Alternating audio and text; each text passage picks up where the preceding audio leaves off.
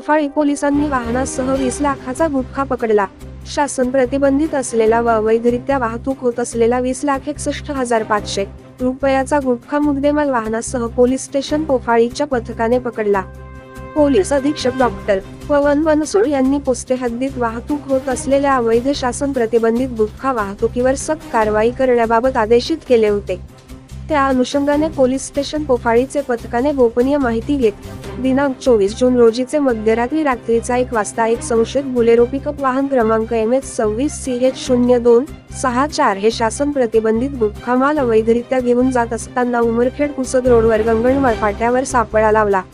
एक पांढऱ्या रंगाची बुलेरो पिकअप वाहन उमरखेडवरून पुसदच्या दिशेने येताना दिसली। सदर वाहनास हात दाखवून थांबविले असता वाहनातील चालक पोलिसांना पाहून वाहन जागेवरच सोडून पळून गेला। पोलिसांनी 2 प्रतिष्ठित पंच बोलावून सदर वाहनाची पंचासमक्ष झडती घेतली असता सदर वाहनामध्ये शासन प्रतिबंधित केलेला विमल व राजनिवास कंपनीचा मुद्देमाल दिसून आला। एक महिंद्रा कंपनीची बुलेरो गाडी ज्याचा वाहन क्रमांक MH26CH0264 ज्याची अंदाजे किंमत 6 लाख असा एकूण 20,61,500 रुपयाचा मुद्देमाल गाडीसह मिळून आला।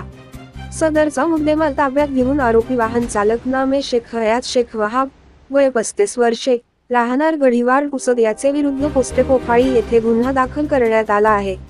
सदरचा माल कोठून आणला व त्याचा मूळ मालक कोण आहे याचा शोध पोलीस घेत आहेत।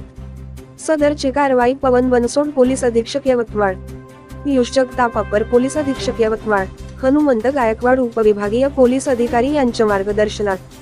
पोफाळी ठाणेदार पंकज घुमळे, पोलीस उपनिरीक्षक आशिष चिमटे, पोलीस हेड कॉन्स्टेबल प्रकाश बोंबले, पोलीस कॉन्स्टेबल सचिन कांबळे, महिला पोलीस नीलम श्रीवास यांनी केली आहे।